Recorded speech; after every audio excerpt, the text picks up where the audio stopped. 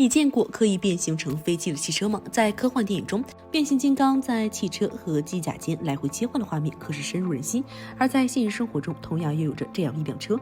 与变形金刚不同的是，它在变形后并不是成为机甲战士，而是可以飞上天的飞机。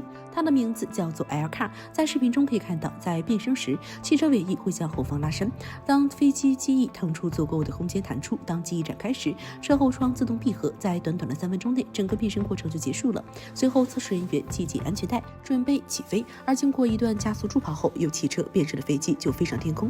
值得一提的是 ，L-Car 搭载了一台宝马的1.6升4缸涡轮增压发动机，可输出140马力，最高时速170公里。其车身采用了大量的复合材料，总重只有1.1吨。由于能源来自于传统汽油，这能够让它在2.5千米的高空上飞行1000公里的距离，而油耗为18升每小时。如果以最快速度170公里每小时巡航，相当于每公里8个油，车内最多可容纳2人，后方配备了固定的螺旋桨和一个弹道降落伞。与其他飞行汽车不同的是 ，L-Car 并不能够垂直起降，需要有一个跑道。想象一下，带着异性朋友在城市的上空驾驶这样一架飞机，一同欣赏夕阳下的风景，是不是格外的惬意呢？不过它的价格厂家始终没有公布，对此大家觉得这款汽车会值多少钱呢？